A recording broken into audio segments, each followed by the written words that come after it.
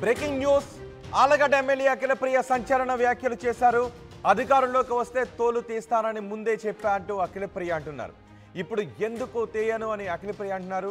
నేను మంచితనం చూపిస్తానా, మీరు ఎంతమందిపై తప్పుడు కేసులు పెట్టారు, లెక్కకు లెక్క చెబుతాను అని అఖిలప్రియ అంటున్నారు.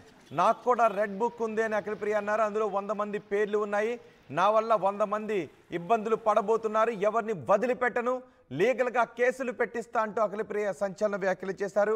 అఖిలప్రియతో మా ప్రతినిధి హుస్సేన్ మాట్లాడారు. అఖిలప్రియ ఏం చెప్పారో చూద్దాం. విజయవాడ బుడమేరు వాగు ఉప్పొంగింది. వరద సహాయం కోసం పెద్ద ఎత్తున కూడా రాష్ట్ర వ్యాప్తంగా ఇతర రాష్ట్రాల నుంచి పెద్ద ఎత్తున ఇబ్బంది పడతారు. ఎందుకు పడరండి? ఎందుకు పడరు అనుకుంటున్నారు మీరు? నేను ఎవరిని ఇబ్బంది పెట్టదని నేను చెప్పినానా? అధికారంలోకి వస్తే మీ తోలు తీస్తానని చెప్పినా కదా, మరి ఎందుకు చేయను? మంచితనం చూపిస్తాను అనుకుంటున్నారా? మీ దగ్గర ఎంతమంది మీరు తప్పుడు కేసులు పెట్టలే, మీరు ఎంతమంది జీవితాలతో మీరు ఆడుకోలేదు. మిమ్మల్ని వదిలేస్తారని ఎందుకు అనుకుంటున్నారు మీరు? ఒక్కొక్కరికి లెక్కకి లెక్క చెప్తా అని చెప్పినా చెప్పి తీరుతా. నేను ఎవరి మీద నేను ఇది చేయను, నేను అన్ని మంచి పద్ధతిలో పోతాను, నేను చాలా మంచిదాన్ని దయచేసి అనుకోకండి. మీరు తప్పు చేసింటే భయపడండి, తప్పు చేయకపోతే ప్రశాంతంగా ఉండండి. డెఫినెట్ గా నాకు రెడ్ బుక్ ఉంది. రెడ్ బుక్ అంటున్నావు, పెట్టుకున్నా రెడ్ బుక్ నేను కూడా. దాంట్లో మీ పేర్లన్నీ ఉన్నాయి.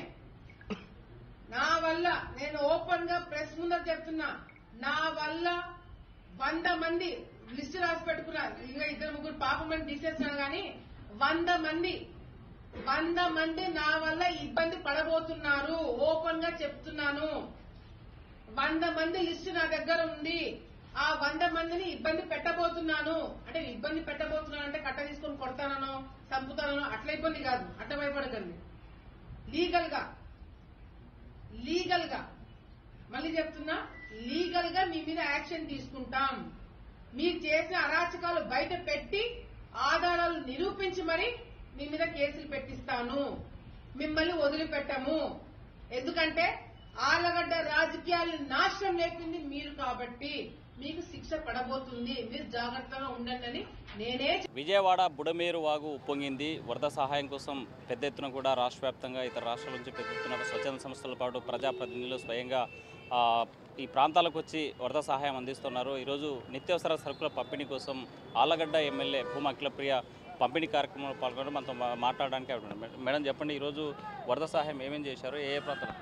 ఈరోజు 45వ వార్డులో సరుకులందరికీ అందజేయడం జరిగింది. చాలా వరకు ఒక దాదాపుగా 800 కుటుంబాలకి ఇవ్వడం జరిగింది. ఇంకా చాలామందికి ఇచ్చేది ఉంది, కానీ ఈరోజు ఇంతవరకే చేయగలిగినాము. కానీ ఈరోజు ఈ పరిస్థితి చూస్తుంటే మాకు చాలా బాధాకరంగా ఉంది. ఎందుకంటే ఈరోజు ఈ వరదలు వచ్చిన కారణం వల్ల ప్రభుత్వాలు ఎంతమంది కష్టపడినా, చంద్రబాబు నాయుడు గారు వచ్చి కూర్చున్నా స్వచ్ఛందంగా వచ్చే వాళ్ళు కూడా చాలామందికి బయటికి రావాల్సిన అవసరం ఎంతైనా ఉంది. ఈరోజు తిరిగిన తర్వాత నాకు అదే అర్థమైంది. ఎందుకంటే విజయవాడ అనేది చాలా పెద్ద ఏరియా. మరి ఈ ఏరియాలో కేవలం ప్రభుత్వము కాకుండా రెస్పాన్సిబిలిటీ మనం కూడా తీసుకొని, ఈ మా ప్రాంతం కాదు కదా, మేము ఎక్కడో కదా అని అనుకోకుండా ఏ ప్రాంతమైనా సరే మనమంతా ఒకటేనే ఒక ఆలోచన పెట్టుకుని అందరూ స్వచ్ఛందంగా వస్తే ఇంకా పెద్ద ఎత్తున సహాయం చేయడానికి అవకాశం ఉంటుందని చెప్పి కూడా మేము భావిస్తున్నాము. ఆలగడ్డ తరపు నుంచి మేము మా శోభా నాగిరెడ్డి గారి ట్రస్ట్ తరపు నుంచి 5 లక్షల రూపాయలు సీఎం ఫండ్కి, రిలీఫ్ ఫండ్కి ఇవ్వడం జరుగుతుంది. అది కాకుండా దాదాపుగా 8,50,000 రూపాయలు స్వచ్ఛందంగా కార్యకర్తలు, కొంతమంది విఆర్ఓలు, కొంతమంది ప్రైవేట్ స్కూల్ యాజమాన్యం వాళ్ళు, ఇట్లా కొంతమంది కూడా రైతులు స్వచ్ఛందంగా ముందుకొచ్చి చాలామంది వాళ్ళు కూడా ఇవ్వడం జరిగింది. రైతులు ఇవ్వడము ఆలగడ్డ తరపు నుంచి ఒక్క రోజులో పిలుపునివ్వడంతోనే 8,50,000 రూపాయలు మేము కలెక్ట్ చేయడం జరిగింది. పరిస్థితి చూస్తే అది ఎక్కడ కూడా సరిపోదు. ఇంకా పెద్ద ఎత్తున సాయం బయట నుంచి కూడా రావాల్సిన అవసరం ఉంది. కాబట్టి వెళ్ళి అక్కడ కూడా మేము మాట్లాడడం జరుగుతుంది. నంద్యాల ప్రాంతంలో యువత అందరూ కూడా కథలు వచ్చి సాయం చేయాల్సిన అవసరం ఈరోజు పడిందని చెప్పి కూడా మనం అందరం కూడా ముందుకు రావాలా. అంటే మీరు చెప్పండి మేడం, ఒకవైపు ప్రభుత్వం అన్ని రకాల సహాయక చర్యల్లో భాగస్వామవుతుంది, రిలీఫ్ ఇక్కడ ఉంటే వరద బాధితులను ఆదుకునేటువంటి ప్రయత్నిస్తుంది. మరోవైపు ఒకరిపై ఒకరు అంటే అటు ప్రభుత్వం కావచ్చు, ఇటు ఈ ప్రతిపక్ష పార్టీలు ఇద్దరు కూడా ఒకరిపై ఒకరు నిందలు వేసుకునేటువంటి ఇది మానవ తప్పిదమని, లేకపోతే ప్రభుత్వమే ఉద్దేశపూర్వకంగా చేసిందని ప్రతిపక్ష పార్టీ చేసేటువంటి విమర్శలకు ఏమంటారు? చూడండి, ఇది ప్రతిపక్షం వాళ్ళ గురించి ఎవరైతే అవగాహన లేకుండా ఇష్టం వచ్చినట్టు రాజకీయం చేయడానికి ఒక ప్రయత్నం చేస్తున్నారు. వాళ్ళ గురించి మనం మాట్లాడి టైం వేస్ట్ చేసుకున్న సమయం కాదు ఇది. కానీ ఒకటే మీకు చిన్న ఎగ్జాంపుల్ చెప్పి దీన్ని అందరి నోర్లు మూపించాలంటే ఒక చిన్న ఎగ్జాంపుల్ చెప్తాం. చంద్రబాబు నాయుడు గారి ప్రభుత్వానికి, ఆయన నాయకత్వానికి, జగన్మోహన్ రెడ్డి గారి నాయకత్వానికి తేడా ఒక చిన్న పాయింట్ చెప్తాను నేను. జగన్మోహన్ రెడ్డి గారు అధికారంలో ముఖ్యమంత్రిగా ఉన్నప్పుడు ఆయన నాయకత్వం కింద రాష్ట్రాన్ని ఏ విధంగా విభజన చేయాలా అంటే 3 రాజధానుల పేర్లు చెప్పి ప్రాంతాల మధ్యన చిచ్చు పెట్టి, ప్రాంతాల మధ్యన కులాల మధ్యన చిచ్చు పెట్టి అన్ని ప్రాంతాలు కూడా కొట్టుకునేలాగా ప్రయత్నం చేయడం జరిగింది. చంద్రబాబు నాయుడు గారి నాయకత్వంలో ఇక్కడ విజయవాడలో వరదలు వస్తే ఎక్కడో ఆలగడ్డలో ఉన్న కార్యకర్తలు కావచ్చు, రైతులు కావచ్చు, మేము కానీ కదిలి వచ్చి ఇది మా ప్రాంతం కాదు కదా, మా రాయలసీమ కాదు కదా అని అనుకోలేదు. ఆ ప్రాంతం నుంచి వచ్చి ఎంతో కొంత మా వంతు సాయం చేయడానికి మేము ముందుకు వచ్చామంటే ఆ లీడర్షిప్కి ఈ లీడర్షిప్కి తేడా అనేది ప్రజలందరూ కూడా గమనించాలి. అంతేకాకుండా ఈరోజు చంద్రబాబు నాయుడు గారు ఈరోజు ఏ గతంలో హుదూద్ వచ్చినా కూడా ఈ విధంగానే చేస్తున్నాడు. ఈరోజు మళ్ళీ విజయవాడకి ఈ విధంగా వరదలు వచ్చినప్పుడు కూడా ఒక ముఖ్యమంత్రి స్థాయిలో ఆయన వచ్చి తిరగడమే కాకుండా ఆయనతో పాటు అధికారం రంగం అంతా కూడా ఈరోజు ఫీల్డ్ మీద దిగి చేస్తున్నారు. ప్రజలందరూ కూడా మాకు ఈరోజు ఇటువంటి ముఖ్యమంత్రి కదా మేము కోరుకునేదని చెప్పి కూడా ఈరోజు వాళ్ళు కూడా వ్యక్తం చేస్తున్నారు.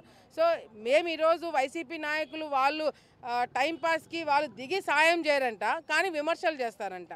సో జగన్మోహన్ రెడ్డి గారు గతంలో ఈ విధంగానే ఎక్కడో వరదలు వచ్చినప్పుడు ఆయన ఒక పెద్ద స్టేజ్ ఏర్పాటు చేసి అక్కడి నుంచి అదిగో నీళ్ళు ఉన్నాయి అది ఇది అని చెప్పి మాట్లాడినారు.